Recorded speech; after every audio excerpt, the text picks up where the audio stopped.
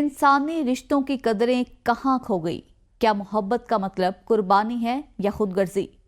कब तक मोहब्बत के नाम पर धोखा, फरेब और खून बहाया जाता रहेगा? जी हाँ, मेरठ के एक पुरअमन घर में जो कुछ हुआ वो ना सिर्फ बेवफाई की इंतहा थी बल्कि दरिंदगी की बदतरीन मिसाल थी।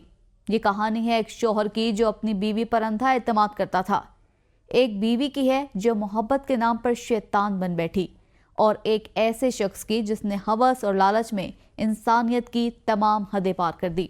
ये कत्ल नहीं, एक चीखता हुआ सवाल है, क्या मोहब्बत के नाम पर हैवानियत जायज हो गई है? मर्चेंट नेवी का अफसर सूरभ राजपूत, जिसने कभी ख्वाब में भी नहीं सोचा था कि जिस औरत के साथ इसने 7 फेरे लिए वही एक दिन उसकी जिंदगी का सबसे भयानक ख्वाब बन जाएगी। 2016 में सूरभ और मुस्कान की शादी हुई। वो जोड़ी की तरह जीते, एक बच्ची के माँ बाप बने, मगर शायद किस्मत में कुछ और लिख चुकी थी। सूरभ नौकरी की वजह से अक्सर घर से दूर रहता था और यही दूरी उनके रिश्ते में दरारें डालने लगी। मुस्कान के दिल में मोहब्बत की जगह बेवफाई ने ले ली। पड़ोसी साहिल शकला, जो पहले सिर्फ एक अजनबी था, अब इसकी जिंदगी का सबसे अहम हिस्सा बन चुका था। एक छुप छुप कर होने वाली मोहब्बत जो अब हद से बढ़ चुकी थी।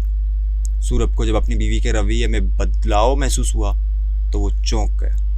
उसने सवाल किए, झगड़े हुए, मगर इसे क्या मालूम था कि जिन सवालों के वो जवाब ढूंढ रहा था वही उसकी जिंदगी का खात्मा बन जाएंगे। और फिर 4 मार्च की वो मनूस रात आ गई, जिस रात मोहब्बत के नाम पर दरिंदगी ने जन्म लिया। नाजरीन, ये कोई फिल्मी कहानी नहीं बल्कि हकीकत है।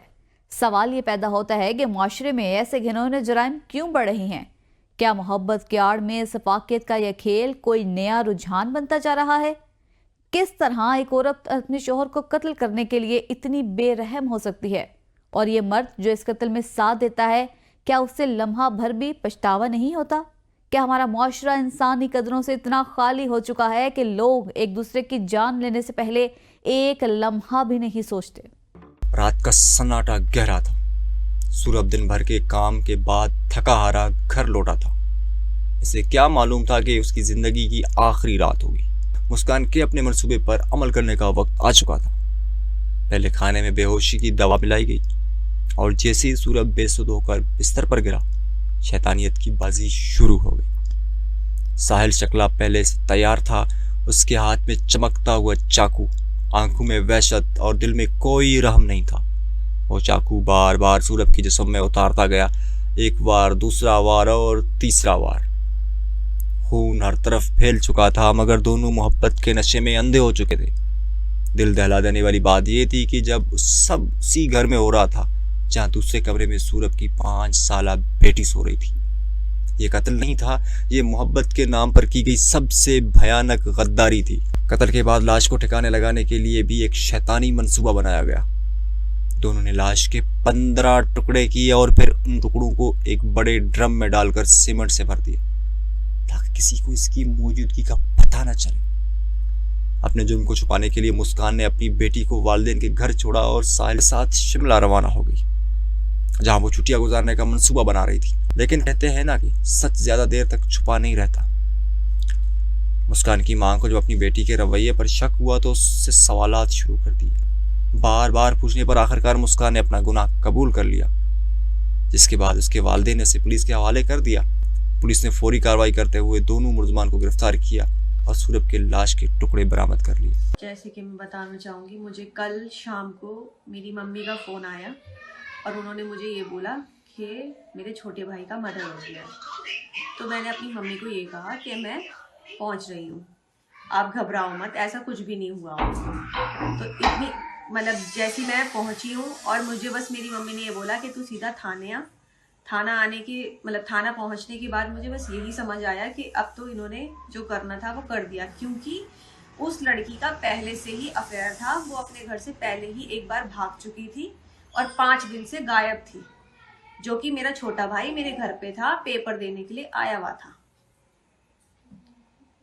और उसके बाद ये सब हुआ और वो आया और उसको ये बोला गया कि वो घूमने गई थी, वो किसी लड़के के साथ थी 5 दिन तक।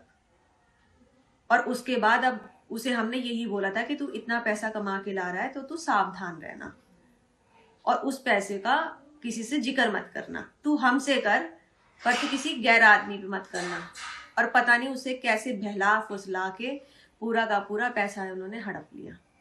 एक पूरा 50 लाख का मकान है, 4 पहिए की गाड़ी है, हीरे जवाहरात हैं, मतलब गोल्ड के टॉप्स हो गए, डायमंड की रिंग हो गई, चेन हो गई 1.5-2 लाख की, ये सारी चीजें थी।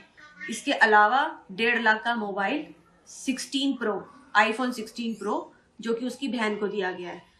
आप मुझे एक चीज बताइए, जिसके पापा किसी सुनार की दुकान में लेबर का काम करते होंगे, उनके पास कहाँ से आ जाएगा इतना पैसा जो वो ले पाए?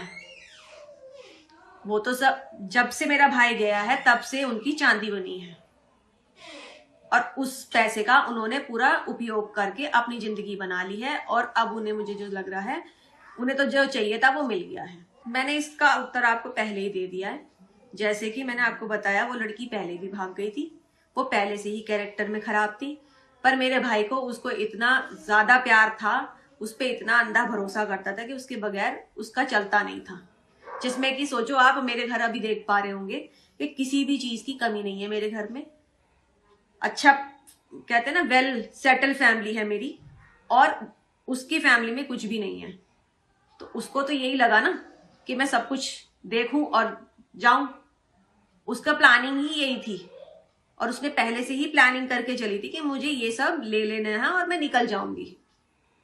उसे ये नहीं पता था कि मैं फंस जाऊं। नाजरीन, ये सवालात फिर से हमारे सामने खड़े हैं। क्या मोहब्बत के नाम पर धोखा देना जायज हो चुका है? क्या ख्वाहिशात के अंधे तूफान में इंसानी रिश्तों की कोई अहमियत नहीं रही? सौरभ राजपूत का खून चीख चीख कर सवाल कर रहा है, मगर क्या कोई जवाब देगा? ये कत्ल सिर्फ एक शख्स का नहीं, बल्कि रिश्तों, भरोसे और इंसानियत का कत्ल है। सवाल यह है कि ऐसे घिनौने जुर्म की रोकथाम के लिए हुकूमत और कानून नाफिज करने वाले इदारे क्या कर रहे हैं? क्या हमारा अदालती निज़ाम इन सफाक मुजरिमान को ऐसी सजा दे सकेगा जो दूसरों के लिए मिसाल बने? ऐसे जराइम का बढ़ता हुआ रुझान इस बात का सबूत है कि मुआशरे में अखलाक की गिरावट खतरनाक हद तक पहुंच चुकी है। कब तक मासूम बच्चे अपने ही वालिदैन के हाथों यतीम होते रहेंगे? कब तक वफा के नाम पर धोखा दिया जाता रहेगा? अगर ऐसे दरिंदों को जल्द और सख्त सजा ना दी गई तो शायद कल कोई और घर इसी हैवानियत का शिकार बने।